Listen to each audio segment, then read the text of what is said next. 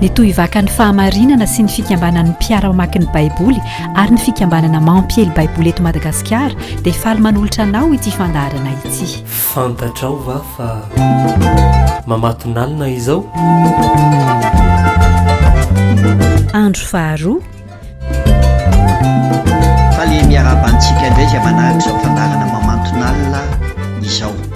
Mamatonalina tokoa ny fiainantsika, ny tany diavintsika izao tontolo izao izay misy antsika, satria aiskitroka no manarona ny tany, fa saingy izao Jesosy Kristy tonga tetỳ an-tany mba hitondra fahazavana ary maniraka antsika koa mba ho fahazavana izao tontolo izao.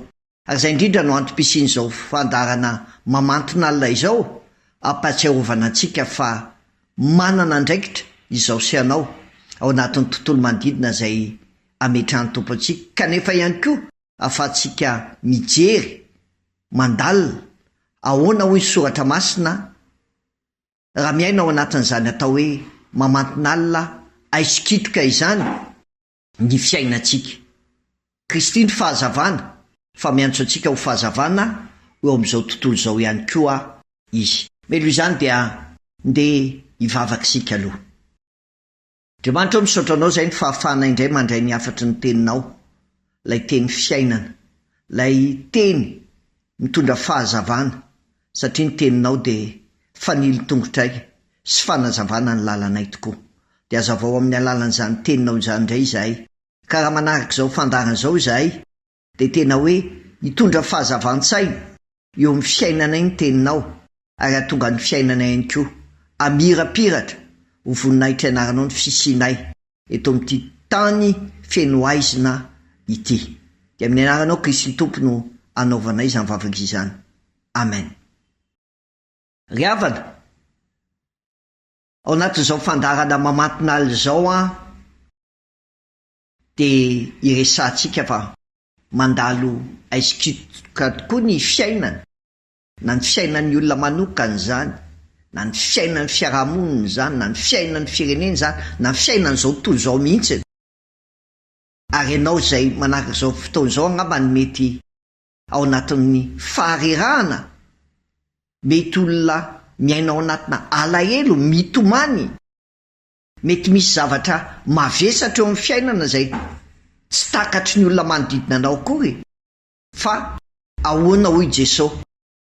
Hoy izy manao hoe sambatra ny ory fa izy no ampifaliana. Ka miantefa amiko, miantefa aminao, miantefa amintsika izay miaina ao anatina mety fahakiviana na alahelo na fahaverezan-kevitra izany tenin'ny tompo izany. Matio 5 dia haitsika tsara fa lay toroteny nataon'i Jesosy Kristy teo tendrombohitra vao hanomboka ny asany izy dia nampafantatra ny olona hoe manahoana moa ny toe-tsaina na toe-po na toe-piainan'ny olona ao anatin'ny fanjakan'Andriamanitra izany, izay mifanohitra tanteraka amin'ny filozofian'ny olona na lojikan'olombelona. Fa eto izao dia hitantsika amin'ity Matio 5:5-4 ity, ray amin'izay hoe toe-tsaina, toe-piaina na toe-pon'ny olona ao amin'ny Kristy izany, izay napetra ny Matio 5:4 dia ny hoe sambatra ny ory fa izy no ampifaliana. Dia hoy izy ianao hoe ahoana ny marina an'izany? Fa amin'ny dika teny hafa, ohatra hoe amin'ny dika teny katolika, io Mateo 5:5 hoe sambatra ny ory fa izy no ampifaliana, dia hoy izy hoe sambatra izay mitomany fa halana alahelo. Dia hoy izy indray amin'ny DM manao hoe sambatra izay mitomany fa izy no ampionon'Andriamanitra. Dia hoy izy indray ny dika teny protestanta na sipantsiana hoe sambatra ny malahelo fa izy no ampaherizina. Inona daholo ny dikan'izany? Sambatra ny ory fa izy no ampifaliana, sambatra izay mitomany fa alana alahelo, sambatra izay mitomany fa izy no ampionon'Andriamanitra, sambatra ny malahelo fa izy no ampaherizina. Ao anatin'izao fandarana mamatonalina izao dia tena mietefa amintsika miaina ao anatina zavatra manahirana izany tenin'ny tompo izany. Sambatra ny malahelo, dia izany ve dia hitombona hozy izy tsika hoe aiza koa nahita fahasambarana ao anatina alahelo? fa eto tsy olona no miteny fa Jesosy mihitsy no miteny izany. Jesosy no miteny izany, zany hoe sambatra zay tsy mirehareha amin'izao fiainana izao, sambatra zay mahatsapa fa mila an'Andriamanitra amin'izao fiainana izao. Malahelo eto dia tsy midika fotsiny hoe mety mitomany noho ny zava-misy eo amin'ny fiainana, fa le malahelo eto dia zao hoe mety olona manenina ihany koa amin'ny zavatra tsy mety ataony ka mitarika azy amin'ny fibebahana sy fonana marina tokoa. Fa zay no mahatonga le hoe sambatra zay mitomany fa alana alahelo. Inona zao no tena mampitomany ianao? Sambatra ny malahelo fa izy no ampahirizana. Inona zao no tianao hitondran'Andriamanitra fampahirizana anao ao anatin'io alahelonao io? Dia ao anatin'izao fandarana mamantona alina izao no amakafaka antsika sy andraisantsika fampahirizana ao anatin'izany, satria betsaka isika malagasy amin'izao fiainana izao mandalo zavatra mahaory, mandalo zavatra mampalahelo, mandalo zavatra mampitomany. Malahelo noho ny fahantrana, tsy fisiny. Malahelo noho ny fahaverezan'olo tiany. Malahelo satria toa very fanantenana eo amin'ny fiainana. Ary indraindray aza malahelo noho ny tsy fananana fanantenana na amin'ny olona na amin'ny asa na amin'ny mpitarika na mpitondra. Dia ory ny akamaroan'ny olona amin'izao fotoana. Malahelo ny akamaroan'ny olona amin'izao fotoana, mitomany ny akamaroan'ny olona amin'izao fotoana. Zany hoe tsy hitanao ety ivelany izany, fa ny olona tsiray avy no mahatsapa. Dia ianao zao mahalala tsara mihitsy hoe manahoana ny toe-ponao, manahoana ny toe-piainanao io. Fa indraindray malahelo noho ny fahotana ihany koa ny olona, no ilay fahotana zay ataony ao amin'ny fiainany dia tsy miteraka fiadanana ho azy, fa miteraka alahelo aminy. Satria na tsy aro-diso dia te-hangataka famelana, te-hangataka fampiononana eo anatrehan'Andriamanitra. Areo no mila hijerentsika fa Andriamanitra raha miteny hoe sambatra miory fa izy no ampifaliana, sambatra zay mitomany fa alana alahelo, sambatra zay mitomany fa izy no ampinonan'Andriamanitra, sambatra ny malahelo fa izy no ampahirezina. Dia teny mentefa amintsika zay mety mandalo zava-tsarotra tokoa zany eo amin'ny fiainana zany. Tanjon'Andriamanitra manko dia zao hiainantsika ao anatin'ny fiadanana. Ary te hampiainantsika ao anatin'ny fiadanana izy dia te hanome fifaliana, fampiononana ho antsika ihany koa ao anatin'izany rehetrarehetra zany. Dia eo mila tsaroko, mila tsaronao, mila tsarontsika fa ny olona manantena an'izao tontolo izao dia mety ho diso fanantenana. Raha olona no antenainao, raha ny zava-misy no antenainao, tena mety ho diso fanantenana ianao. Indraindray tsy miteraka fahasambaranao, fa Andriamanitra tsy mba mandainga. Andriamanitra tsy mamela irery zay mitodika aminy. Fa raha manantona azy isika amin'ny fontsika rehetra dia mampionona antsika izy, mampahery antsika izy. Ary zay no zavatra nolazainy hoe sambatra ny ory fa izy no ampifaliana.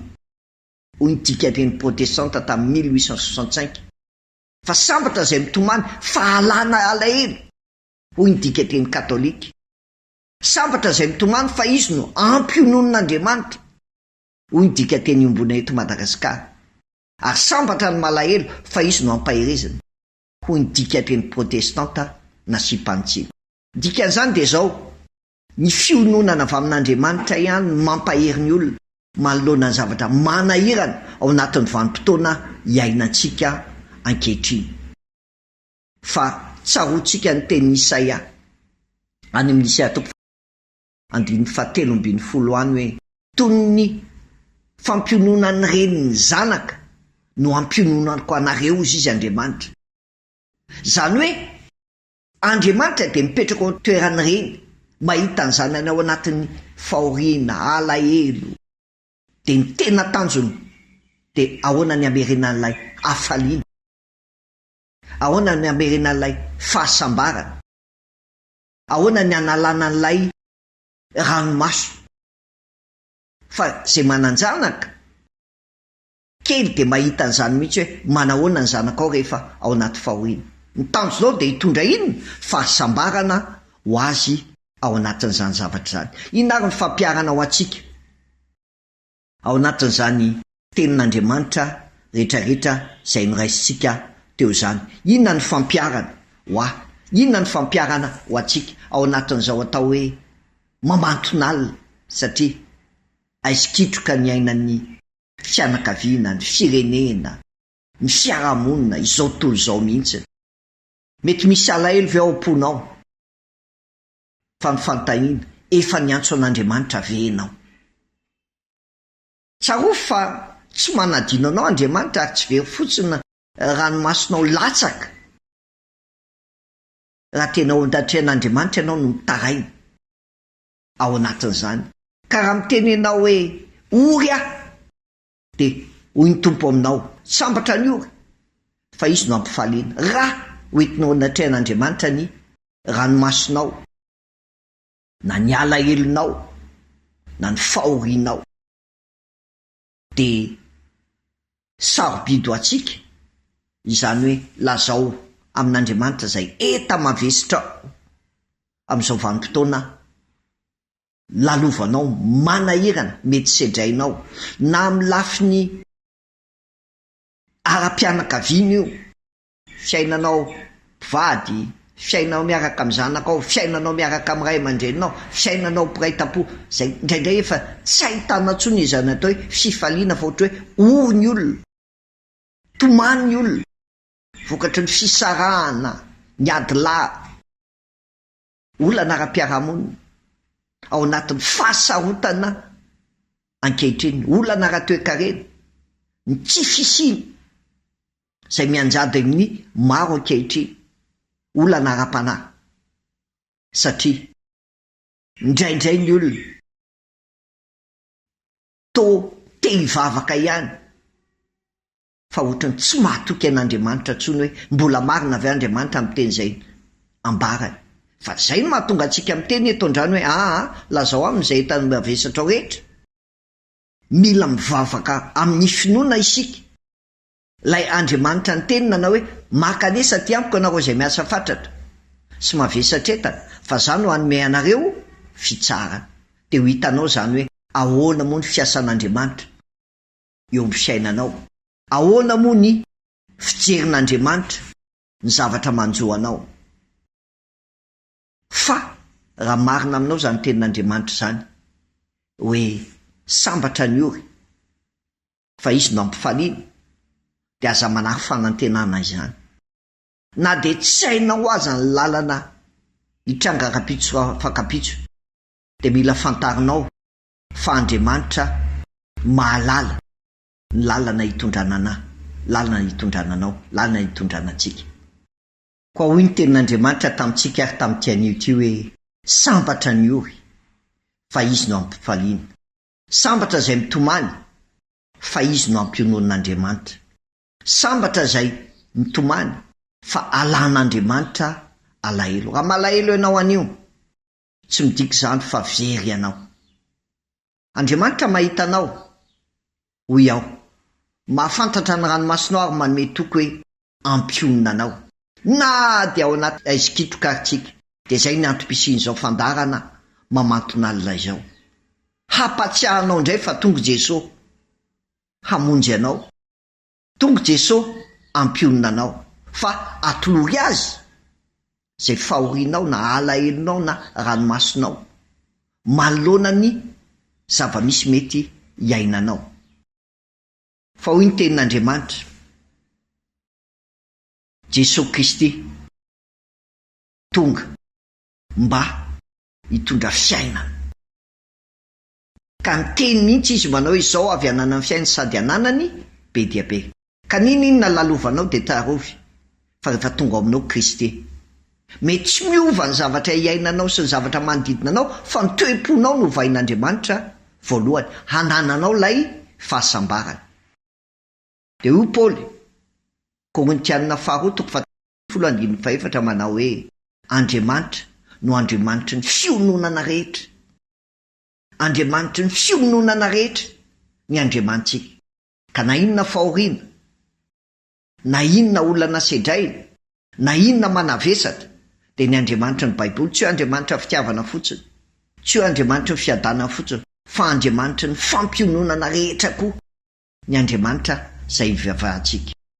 De hoy ny mpanao salamo zay hoe salamo fa 4:7-12 Jehova akaiky ny malahelo fo. Jehova akaiky n'izay olona trapahorina mandalo zava-manahirana.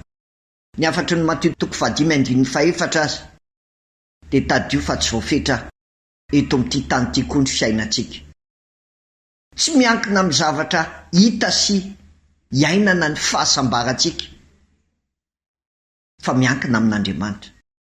Ny fanaintenana sy fiononana ho atsika ao anatin'ny fahoriana, ao anatin'ny alahelo de ao amin'ny Kristy. Noho izany aza matahotra ry malahelo fo, fa ao amin'ny alahelo no ahitanao ny fahasoavana sy ny fahalebiazana ary ny famindrapon'Andriamanitra.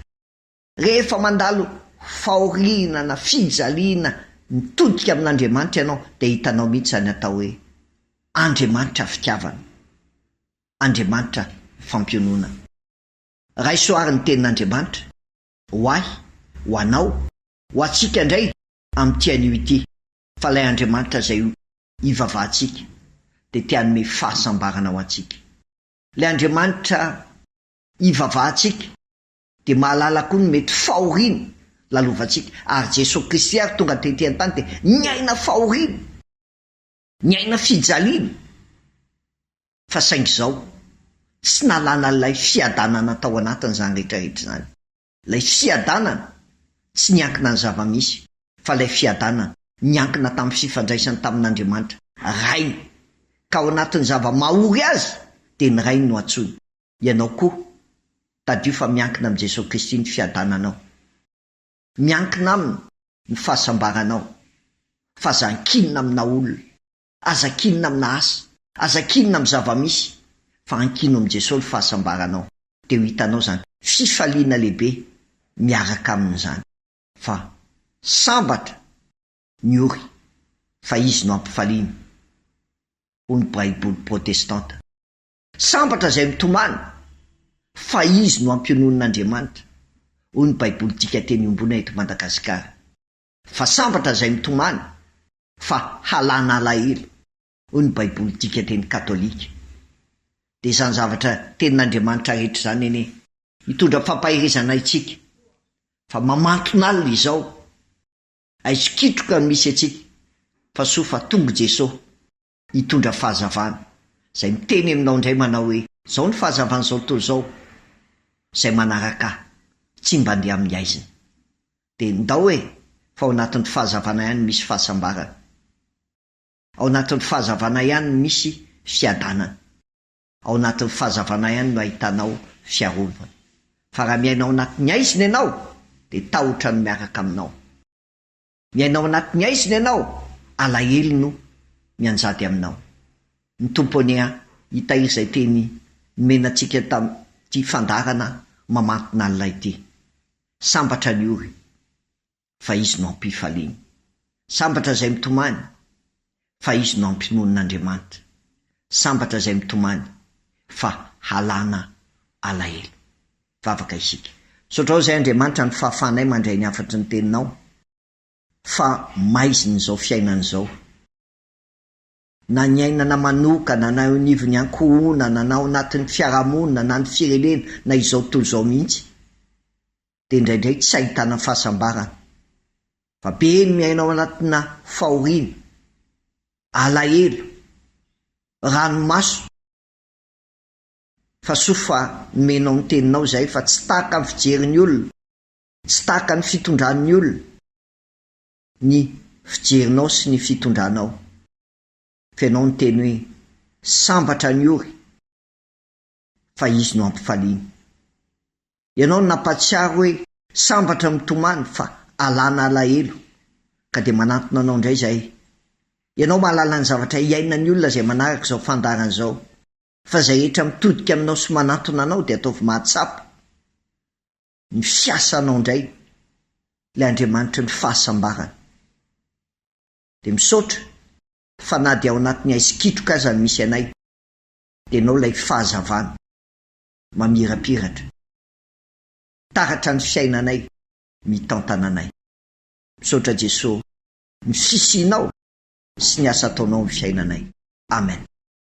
Dia miraro soantsika izay ny fandarana niarahanareo tamin'ny namanareo Camille Fahalamana tato anatin'ity fandarana mamantona an'ilay ity. Fiadanany Tompo aminao. Koa miambena ianareo fa tsy fantatrareo izay andro hiaviany tompontrano, na ho hariva, na ho mamatonalina, na ho maneno akoho, na ho maraina. Marika 3:30 andininy fa 5:30.